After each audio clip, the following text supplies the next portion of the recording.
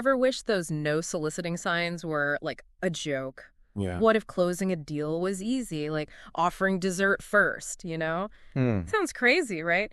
But that's the kind of thinking you find in Jeffrey Gitomer's The Sales Bible. Oh, it's full of those surprising tactics. Absolutely. Timeless truths about sales, you know? Yeah. This revised edition, it's all about succeeding no matter what the economy is like. And that's what we're diving deep into today. Unpacking those 39.5 rules for success, any salesperson's dream. We'll even touch on using humor. Right. Oh, yeah. Humor's got to be And in. we'll expose why that whole thinking it over thing. It's more of a stall tactic than a real objection. Get ready to rethink everything you thought you knew about sales, because this deep dive, it's giving you the tools to really up your game. One of the most fascinating things Gitomer does, he lays out this formula. Attitude plus humor plus action equal sales success. Makes sense. Those are the building blocks. And he backs it up with a statistic. 85%, a whopping 85% of your success, determined by your mindset. 85%. That's massive. It really makes you think about the power of our thoughts, right? It does. You know, Gitomer compares it to that Vince Lombardi quote, winning isn't everything, it's the only thing. But he says, a better truth? Having an attitude for winning. It's like cultivating that winning mindset. Exactly. Setting yourself up for success. So how do we actually do that? It's so easy to get caught up in negativity, you know? Oh, especially now. You see the news, dwell on rejections. You hit the nail on the head. Gitomer says, take a look at where your attention's going. Are you bombarded with negative news all the time? Dwelling on past failures? It's hard not to sometimes. Because that negativity gets in your head. You know, Yeah. It can really impact your performance. So what's the antidote? How do we fight that? Conscious choice. Focus on the positive. Setting those clear goals. Visualizing success. I like that. Visualize it. Surround yourself with supportive people. People who lift you up. Gotta have that good energy around you. Okay, so I'm working on my attitude, watching less news. What's next in this formula? Humor. Gitomer thinks it's one of the biggest secrets to sales success. I can see how a joke could break the ice, but how does that actually, close deals? It's about rapport. Creating a memorable experience. Think about it. You make someone laugh, they're more likely to remember you, feel comfortable with you, and ultimately trust you. Yeah, it makes you more likable, right? Exactly. But there's a risk, too, isn't there? Humor can backfire. 100%. You got to be aware of your audience. Nothing offensive, nothing inappropriate. You gotta read the room. Timing is key, too. A joke at the wrong time can kill a sale. So, powerful tool, but use it carefully. Okay, attitude, humor, we got those down. What about the action part of this formula? This is where Gitomer gets into the nitty-gritty. Prospecting, presenting, handling those objections, closing. He's big on having a process, a plan. Makes sense. That structure keeps you focused, right? Especially when things get busy. Absolutely. But what about adaptability? Sales is always changing, especially in a down economy. Oh, you're right. And Gitomer gets that. He knows those old rules, they don't always apply anymore. You gotta keep up with the times. He actually lays out 24.5 strategies specifically for a tough economy. 24.5, that's a lot to unpack. What are those strategies all about, broadly speaking? Being adaptable, putting the customer first, and always exceeding expectations. So it's all connected, right? You start with the right attitude, use humor to connect, and then you take action, but stay adaptable. You got it. But it's not just reading about these strategies, it's using them. Putting them into practice. Now, one thing that really stood out to me in the Sales Bible, Gitomer's emphasis on building buyer confidence. He's adamant that the lowest price doesn't automatically win the sale. He actually says a low price can scare people off, especially if they don't trust the product or the company. Yeah, you start thinking, what's the catch? Exactly. Why is it so cheap? So how do you build that confidence? Gitomer has some tips. One is, have a list of satisfied customers ready to go. Almost like testimonials. It's social proof. It shows potential buyers that others have had good experiences. Takes away that uncertainty. He also talks about focusing on the long term, building relationships, not just making quick sales. So, becoming a trusted advisor. That's the idea, someone they can rely on. Especially in a tough economy, that loyalty is everything. Absolutely. And it ties back to customer service, which Gitomer spends a lot of time on. What are some of his big takeaways about customer service? He says, satisfying customers. Not enough anymore. You need to create raving fans. Fans will come back for more, tell their friends. Exactly. He even has a stat. A disgruntled customer.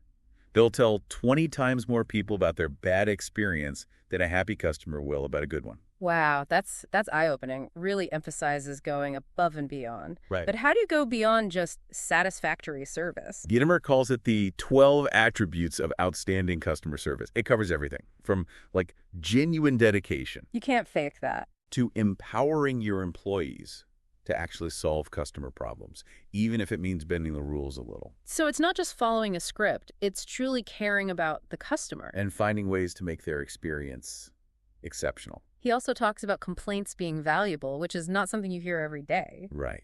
Most people dread complaints. For sure. But Gitomer's point is, a customer complains. They're giving you a chance to strengthen the relationship, It's an opportunity to turn things around. to show that you're reliable, responsive, committed to their satisfaction. So before we get into Gitomer's closing techniques and all that, I want to go back to something you said earlier. Sales being more than a job, it's a way of life. Oh, that's a big one for him. He believes those sales principles, confidence, humor, relationships, adaptability, they apply to everything. Not just work, but life in general. He gives examples throughout the book, like asking the right questions. That Mm. applies to understanding your partner's needs. Makes sense. And the puppy dog close.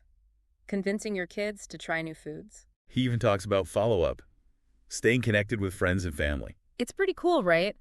A book about sales can have these deep insights into personal growth. But I think that's what makes the Sales Bible so interesting. It's more than just closing deals. It's about living a better life. That's a great way to put it. It's about being more effective in everything you do. Building stronger relationships. Achieving greater success, no matter what your goals are. Exactly. So we've talked about building that confidence, incredible customer service. What about actually closing the deal? Right. The heart of it all. Kittimer breaks down all these closing techniques, He does, yeah. but there's one that's really clever. The puppy dog close. Oh, it's a classic. What's the thinking there? Imagine you're at a car dealership. You just read some brochures. Okay. Versus you take the car for a spin.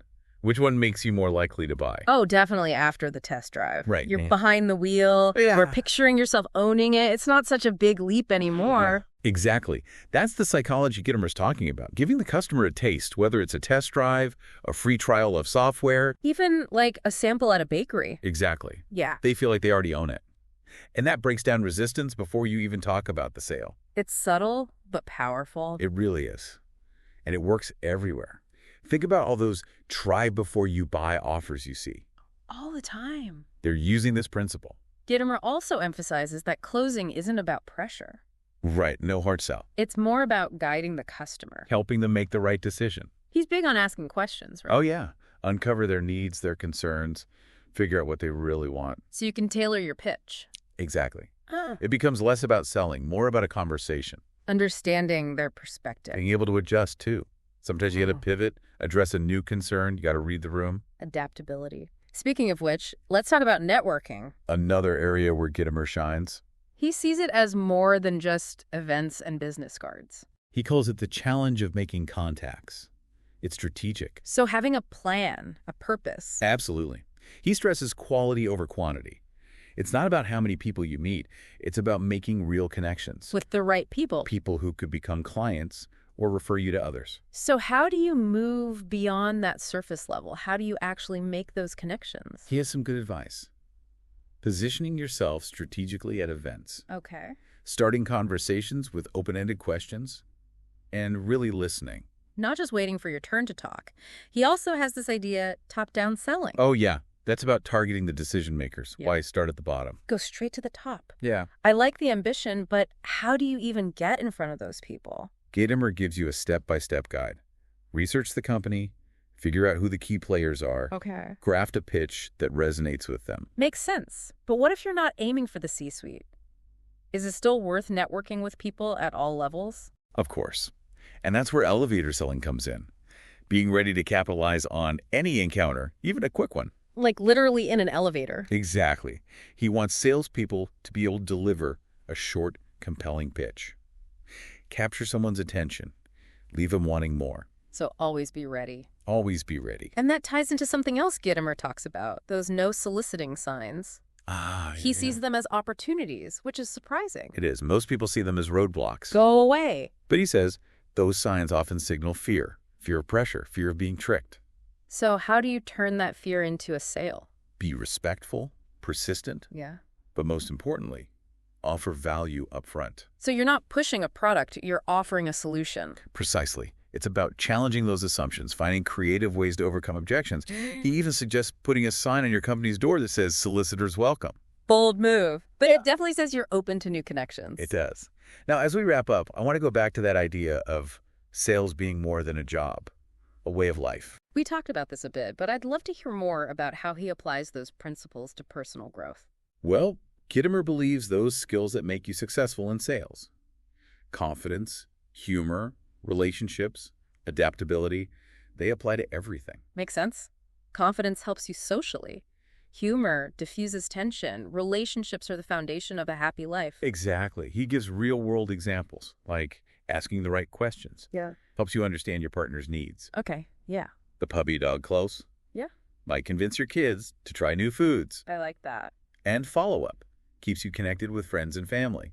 It's pretty amazing that a sales book can have these insights into life. It is. But that's what makes the Sales Bible so valuable. It's more than just closing deals. It's about living a better life overall. It's amazing how much this book covers, right? It goes way beyond just closing deals. Oh, absolutely. It's like a life philosophy almost. It really is.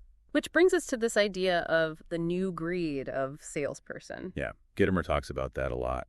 What makes them different, this new breed? We're so used to that image of the pushy salesperson, you know? Oh, yeah, the stereotype.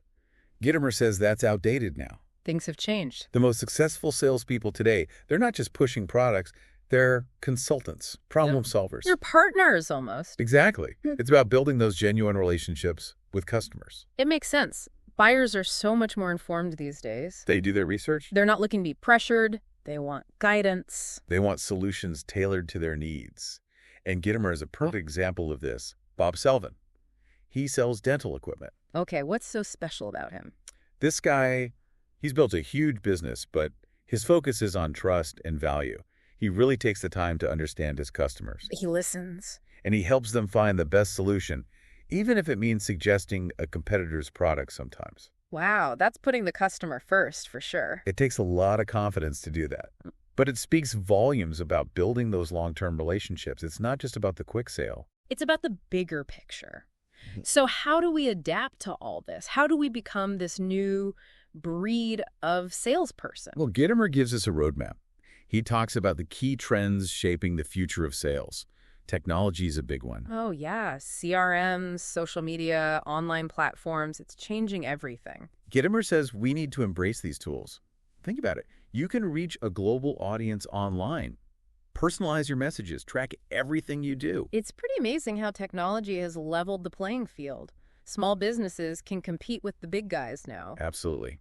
And then there's e-commerce. Yeah. Salespeople have to adapt to that digital landscape. It's not just about face-to-face anymore. You have to be comfortable online, build relationships digitally. And create a seamless buying experience across all these different platforms, which means personalization is more important than ever. It seems like everyone expects that now. Whether you're buying clothes, booking a trip, even choosing a dentist, you want that tailored experience. And Gitomer gives you strategies for that.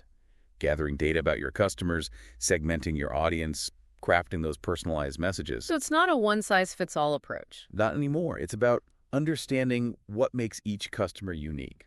Their pain points, their goals. Figuring out how you can help them succeed. Exactly. And that also means building your personal brand, standing out from the crowd, Becoming an expert. sharing valuable content, building that reputation for honesty and authenticity. It's all connected. Now, in his final chapter, Gitomer has this powerful message. He wants us to see selling not just as a job, but as a commitment to excellence. In everything you do. It's about striving to be your best self, both in work and in life. He reminds us that all those principles, confidence, humor, relationships, adaptability, they apply to everything. It's that sales mindset applied to life, setting goals, overcoming obstacles, building those win-win relationships. So as we wrap up our deep dive into the Sales Bible, remember this. Embrace the challenge of selling. Never stop learning. Never stop growing. Keep pushing yourself to be better. Because when you do that, success follows naturally, not just in sales, but in life as well. Absolutely.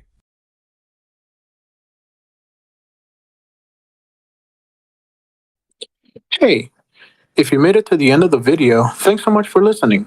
If you want to get the book for yourself, use the link in the description. If you're looking to level up your income, schedule a one-on-one with me to see if what I do might be right for you. Remember, like if you like the content and share so we can all become more book buff and life smart.